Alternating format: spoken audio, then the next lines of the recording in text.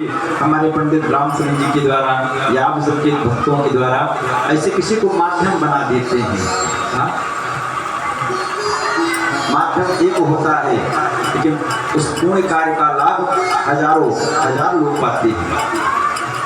भागवत की कथा एक है, कहने वाले एक व्यक्ति हैं, लेकिन सुनने वाले कई लोग होते हैं। शालिग्राम भगवान एक होते हैं, उनको नहलाने वाला एक होता है, लेकिन उनका चरणामृत पान करने वाले हजारों व्यक्ति होते हैं। भगवान कहते हैं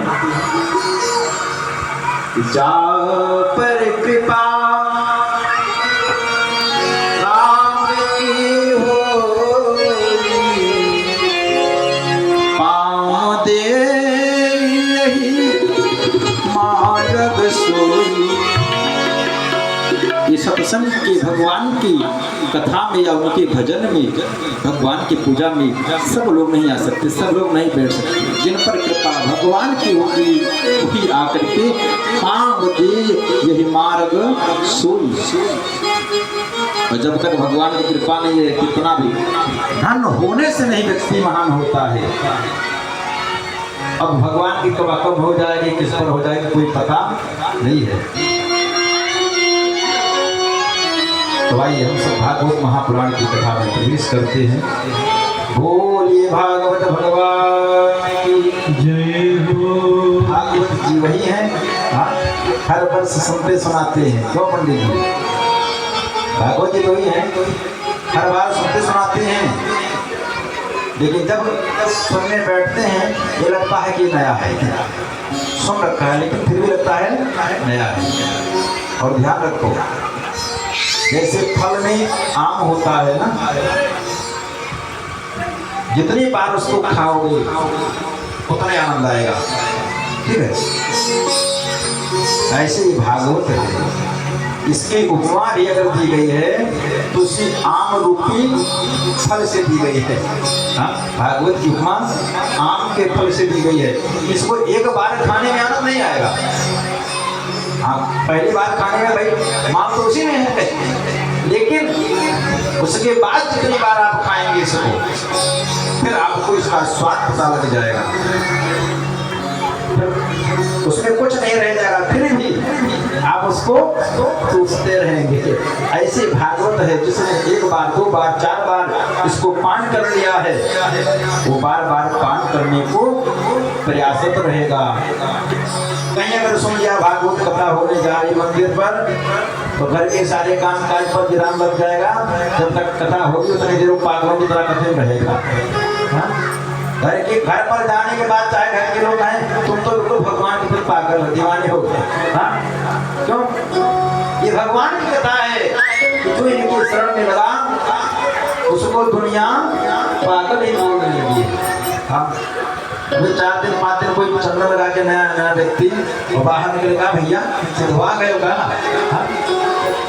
कहने का मतलब है कि जो भगवान के शरणागति में आ गया उसको दुनिया वाले तो पागल बोलते हैं, लेकिन भगवान के शरणागति में, उनके चरणागति में क्या आनंद है ये तो भैया वही जानता है, जो लगा हुआ है।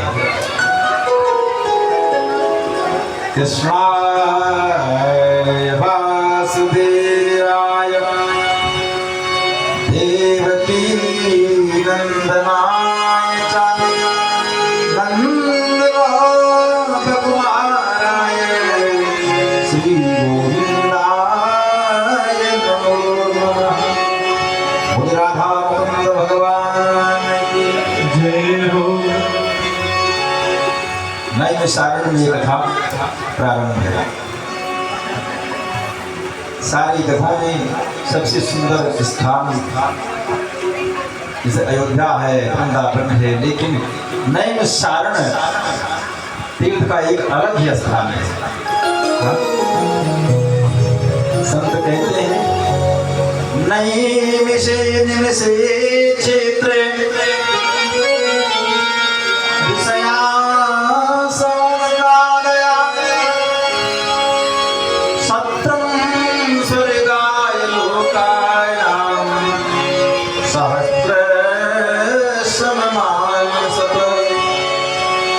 तो नैमिष तीर्थ में नैमिष सारण में सौकाद महात्मा लोग विराजमान है। वहां संख्या नहीं बताएगी कितने महात्मा, बहुत सौकाद बहुत महात्मा है। सारे महात्मा लोग क्या करते हैं वहां पर, सबसे अग्रणी पुराण वक्ता, सारे वेद शास्त्र को जानने वाले सूत जी महाराज जो कथा करते हैं, और शौनक आदि महात्मा लोग बढ़ करके उस नैमिष सारण में श्रवण करते हैं। गोस्वामी बाबा कहते हैं भैया ये नैमिष सारण बड़ा ही पवित्र क्षेत्र है। नैमिषवर रथ विख्याता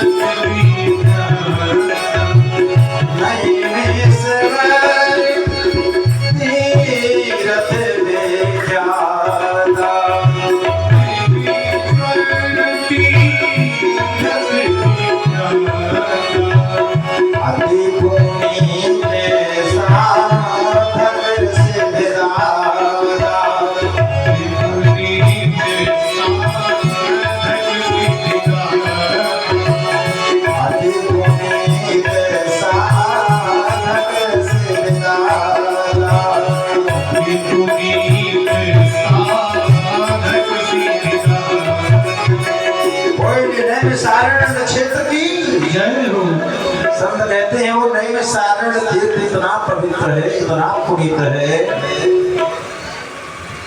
कि सभी साधकों को सिद्धि प्रदान करने वाला है। शीघ्रता से वहां सिद्धि मिल जाती है। उसी तीर्थ क्षेत्र में सूत जी महाराज कथा सुना रहे हैं और शौनक आदि महात्मा कथा को सुन रहे हैं। एक दिन की बात सूत जी महाराज व्यासमंच में विराजमान है और शौनक जी महाराज ने सूत जी से प्रश्न किया है कि महाराज आप अज्ञानता रूपी अंधकार को नष्ट करने के लिए अज्ञान भान विध्वंस कोटि सूर्य समप्रभा क्या है, करोड़ों सूर्य के समान है। बताइए एक सूर्य देवता निकलते हैं दिन में, तो पंडित जी अपने फुल पावर में आ जाए तो प्रचंड उनका नहीं कोई सह सकता। एक सूर्य भगवान और जहां करोड़ों सूर्य भगवान निकल जाएंगे फिर बताओ। शौनक जी कहते हैं आप कोई साधारण नहीं है, कोट सूर्य समप्रभा, करोड़ों सूर्य के समान है अज्ञानता रूपी अंधकार को नष्ट करने के लिए। इसलिए हे गुरुदेव भगवान आप अपनी कृपा कीजिए हम पर और कोई ऐसे इतिहास को श्रवण कराइए। सूतख्याय कथासारम हम कर्णम रसायनम, जो मेरे कानों को ग्राह्य हूँ, सुनने में प्रिय लगे। और इतने नहीं, भक्ति ज्ञान विरागतो विवेको वर्धते महान। विवेक, विवेक का नाम सुना होगा। विवेक क्या चीज जानते हैं? कहते हैं महाराज शौनक जी कि आपके चरित्र श्रवण कराने से मुझे क्या मिले? भक्ति ज्ञान विरागतो विवेको वर्धते महान। भक्ति वैराग्य ज्ञान बढ़े और मुझे विवेक मिल जाए। ये विवेक क्या है? विवेक को जानते हैं सब लोग?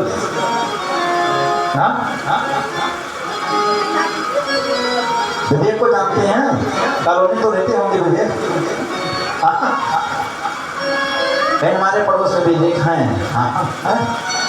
विवेक एक ऐसी वस्तु है शरीर में, लोग क्या कहते हैं, अगर कोई भी आ जाए आपे से बाहर हो जाए तो लोग समझाते हैं, अरे भैया अगला व्यक्ति नादान है, आप तो विवेक से काम लीजिए। हाँ, विवेक क्या है? जैसे गाड़ी में ब्रेक होता है,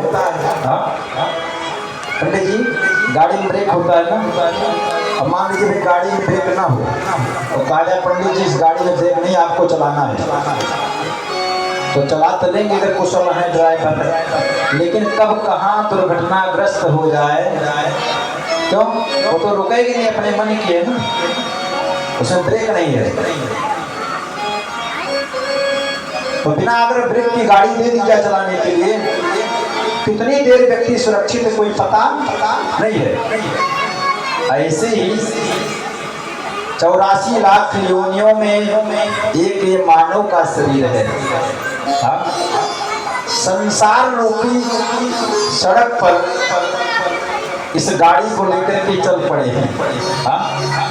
अब इस गाड़ी में जो भी पुर्जा लगाया गया वो अपना काम कर रहा है, हाथ चल रहा है, पैर चल रहा है, आँख चल रही है, मुंह चल रहा है, कान चल रहा है, सब चल रहा है। अब बताओ इसमें कहीं ब्रेक लगाया गया है? हाँ? कि इसको रोकने वाला यंत्र ये है? नहीं है ना। वो यंत्र कौन सा है? विवेक। संत जन कहते हैं भक्ति ज्ञान के साथ साथ विवेको बढ़ते महान, विवेक भी मेरा बढ़ता रहे। और संत ये भी कहते हैं विवेक मिले कहाँ? किसी मार्केट में नहीं मिलेगा, किसी बाजार में, किसी दुकान में नहीं मिलने वाला है। कहाँ मिलेगा पंडित जी? बिन सत्संग विवेक न हो, बिन सत्संग विवेक न हो, बिन सत्संग विवेक न हो, बिन सत्संग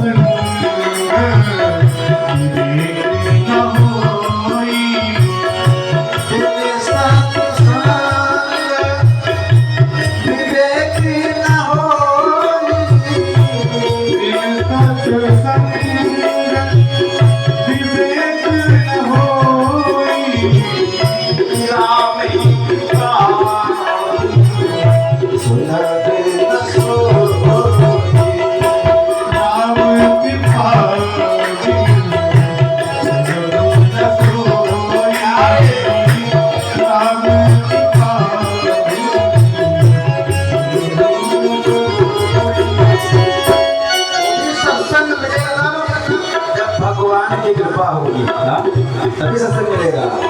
राम कृपा बिना सुलभ न सोई। संत कहते हैं महाराज अब आपका सत्संग मिल गया है, भगवान की कृपा हो गई है, तो ऐसी कथा सुनाइए कि भक्ति ज्ञान विराग तो विवेको वर्धते महान। और मुझसे दूर क्या हो जाए? माया मोह निरस्तेव वैष्णवे क्रियते कथम। आप ऐसी कथा सुनाओ कि मैं माया से परे हो जाऊं। अब आपको बता दें पंडित जी, कोई माया से दूर हो सकता है? हाँ? क्यों?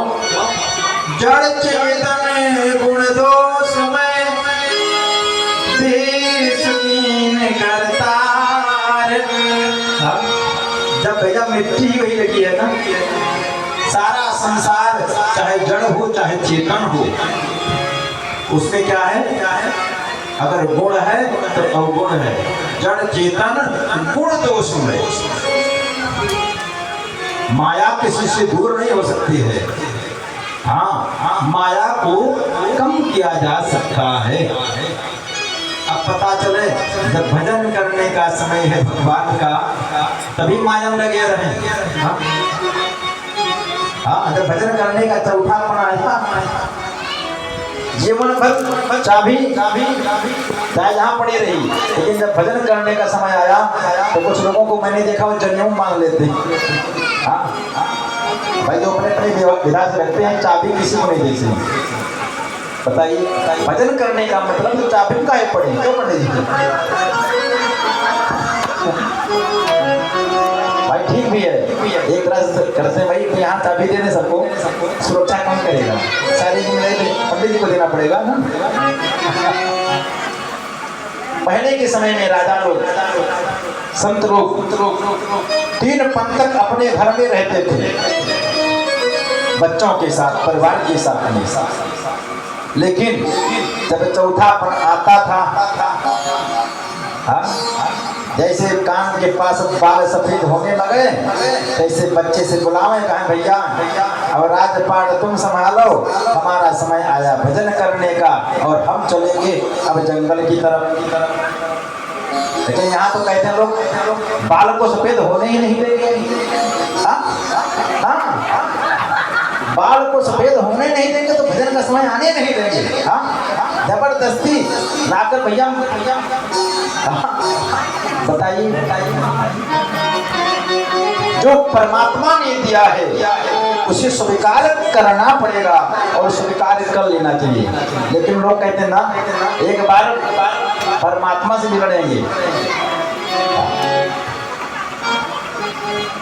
कहते हैं पुत्र लोग तैयार नहीं होते थे, फिर भी राजा लोग पर बस राज सुतहि कहूं दीना, और नारी समेत कवन बन कीना। धर्म पत्नी के साथ जाकर के जंगल में भगवान की तपस्या करते थे।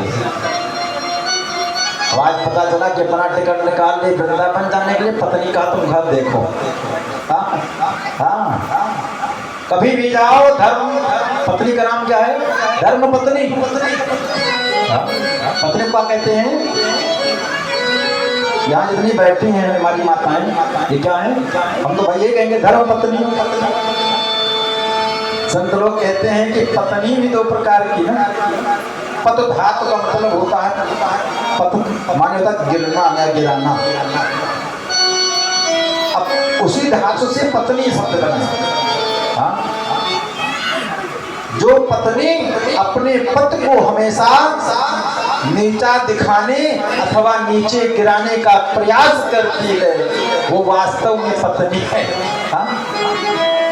और जो अपने पति देवता को धर्म की तरफ लेकर के जाती है, धर्म की तरफ अग्रसित करती है, वो वास्तव में धर्म पत्नी है। अब आप सबको विचार करना है कि पत्नी बनेंगी कि धर्म पत्नी बनेंगी। ये तो विचार करना आप सबको है। वही कहते हैं कि आपको विचार करना है कि आप पत्नी बनेंगी कि आप धर्म पत्नी बनेंगी। और जब तक पत्नी साथ नहीं तो धर्म कैसा? क्योंकि उसका नाम है धर्म पत्नी। जब पत्नी तो धर्म होगा, और पत्नी नहीं तो धर्म कैसा? संत कहते हैं चौथे पन में जाकर तपस्या करते थे, और जब आज चौथा पन आया तो और माया घेर लेता है। कितना बच्चों के पास घर करके जाएं, कमा करके जाएं, दे करके जाएं कि हमारे बच्चों को प्रयास ना करना पड़े।